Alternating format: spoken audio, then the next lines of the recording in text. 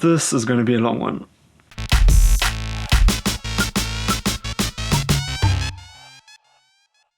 Cool guys, welcome back to another video. Today we are looking at some of the films and series I watched in July 2020. I'm gonna get straight into it because I watched a lot this month. So first up, I watched Before Sunrise, which is a Richard Linklater film that came out in 1995 if I'm not mistaken. And this film was really great. Highly recommend it. It's a part of a trilogy as well, which is great, and each continuation of the story comes out like roughly 10 years after the previous film. So each film's like pretty much roughly a decade apart, if I'm not mistaken, and it's really good. It's really good. It's great. It feels like you are really like watching people's lives unfold, and that's what Richard Linklater does really well. He has a very authentic feel about his films. Highly recommend Before Sunrise. And then just to continue this, I watched Before Sunset as well, which is the second film in this trilogy. I have not yet seen Before Midnight, which is the third one. Really want to watch it, but I have not yet seen it. Both Before Sunrise and Before Sunset are really good. I do definitely prefer Before Sunrise, which is the first one, but the second one's just as good. And I know some people even prefer the second one. I just personally prefer the first one. Really recommend these films. They're really solid. Then I watched Zombieland Double Tap, and I was so disappointed in this film. I kind of wish they didn't make a sequel. The only like enjoyable thing I found about this film was the post-credit scene. Or was it a post-credit scene? It might have just been an ending scene with Bill Murray at the Garfield 2 press conference thing. That was funny. Besides that, this film had very little to enjoy. I was really disappointed. Very disappointed. The film somehow looks worse with regards to its effects as well, compared to the first film, which came out like I think 10 years before roughly. So I was really disappointed about Zombieland Double Tap. Do not recommend it. Don't watch it. Cool, and then we watched the original Netflix film series, I guess that's the right way to say it, called Homemade. So pretty much these were short films made by a whole bunch of different directors during lockdown, during COVID-19 restrictions. It's very hard to review this because obviously the quality differs in every single short film. And some short films are really good, whereas some I didn't really care much for, to be honest. So I would say if you are into films, then consider watching it and maybe go through the list, and if there are any directors you gravitate towards, maybe check out their short film in particular, and if you do really enjoy it, maybe check out the other ones.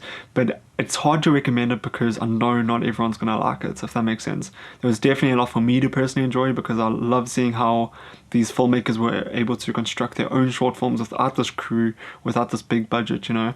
So I enjoyed that aspect of it, but it's definitely not for everyone. But at the same time, I would recommend it if you are into films. And then this month we also finished The Office. And if you guys know me well on this channel, you know I absolutely love The Office, and it's one of my favorite shows of all time. So although season 8 and 9 aren't my favorite seasons, and I don't really like what they do with Andy's character that much and a few of the other characters, I would still say that the show finishes off really strong. The season finale I thought was just a perfect ending for these characters and for the story. Cool, and then I also watched The Old Guard, which was a Netflix original film that stars Charlize Theron. I had issues with the film. I definitely didn't like it as much as most people seem to like it for some reason. I don't know why that is, but there was just a lot of issues I had with the film personally. Although that being said, I think the film is still intriguing enough that I'm interested in seeing where the story goes next, and I'm still excited for the potential franchise that they'll make out of this film. And then on the same day as I watched The Old Guard, I also watched Palm Springs, which was freaking fantastic. Go check out Palm Springs, find a way to watch it. It is so good. Obviously stars Andy Samberg in it, and he's one of the lead actors in it, and it's a really interesting storyline, and I'm not going to go into any details with regards to the story because it's kind of is a spoiler if you haven't seen like trailers and stuff for it. Like the main theme of the story could be considered a spoiler, so I'm not going to speak about it, but I do highly recommend watching it. It is one of my favorite films I've seen this year, I think, quite honestly. Really unique, really different, and it really was something unusual, and it wasn't exactly what I was expecting from that film. But at the same time, it sort of exceeded my expectations of what I had thought the film was going to be, if that makes sense. So definitely check out Palm Springs, it's highly recommended. Cool, and then I also watched Spirited Away for the first time ever, and this film was absolutely incredible.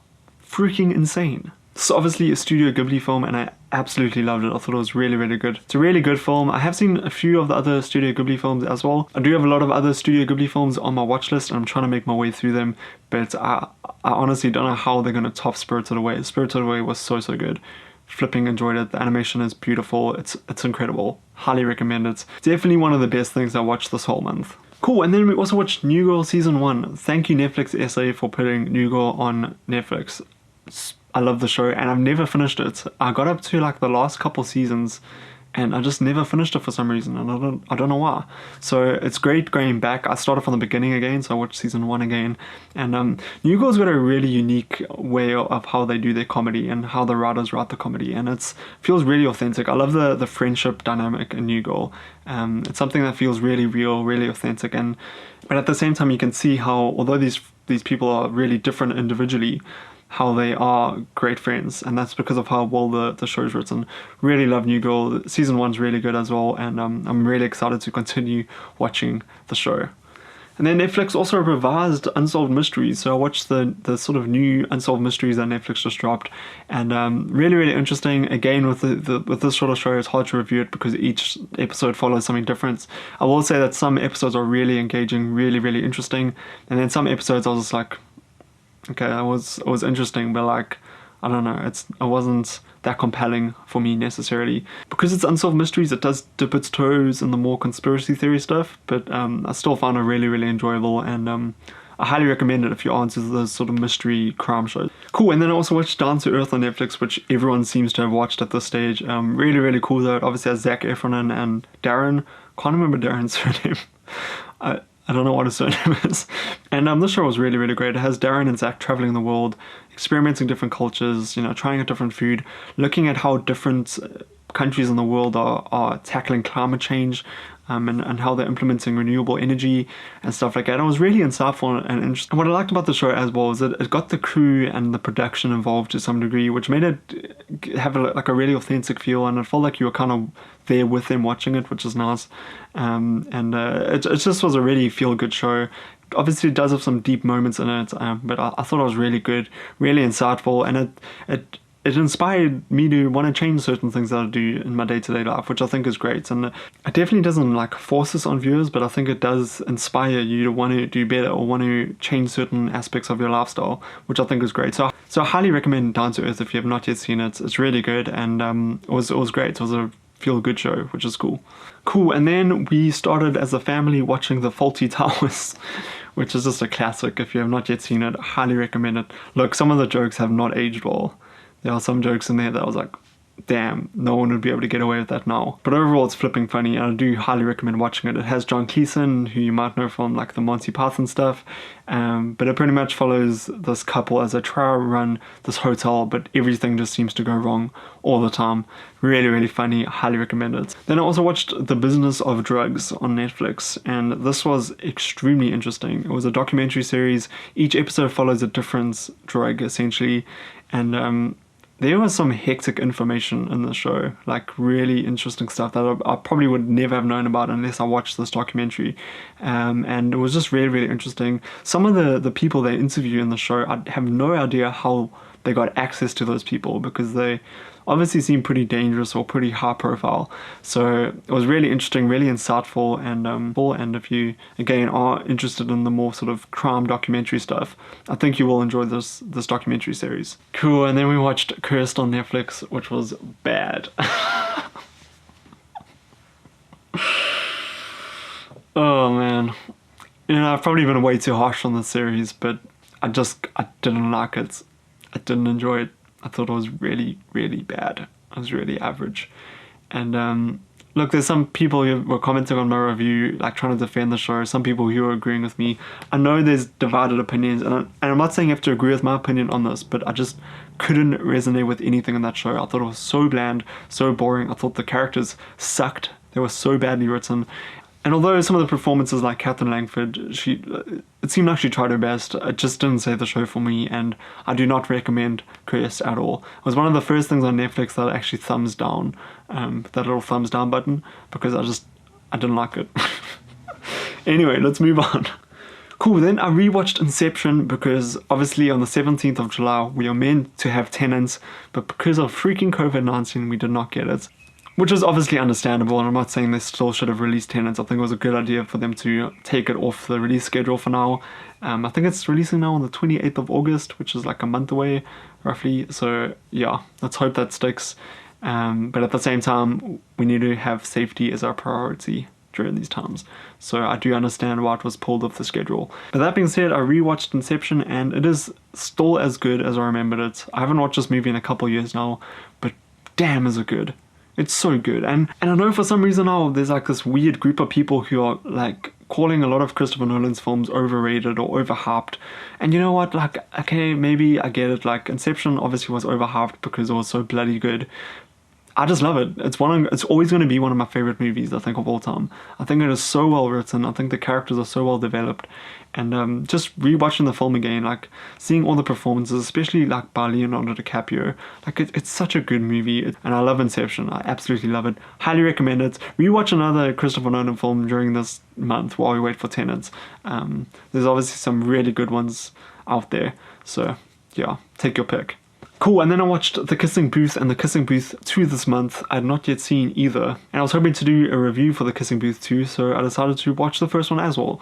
And I watched the first one on the Thursday night and then the second one on the Friday when it released. And look, I will say the first one is way better in my opinion compared to the second one. And although I think critically the film isn't that well made or that enjoyable, I think at the same time it is a fun film if you are into the sort of genre of films. But I would say the second one does fall apart a little bit. There are some really weird character choices that are made in the second one. And quite frankly, there's a character now in this franchise that I will always not like because of what they did in the second film. So I don't know, they ran one of the characters for me. So like, I don't know. I didn't enjoy the second one that much. The first one was decent, I enjoyed that one.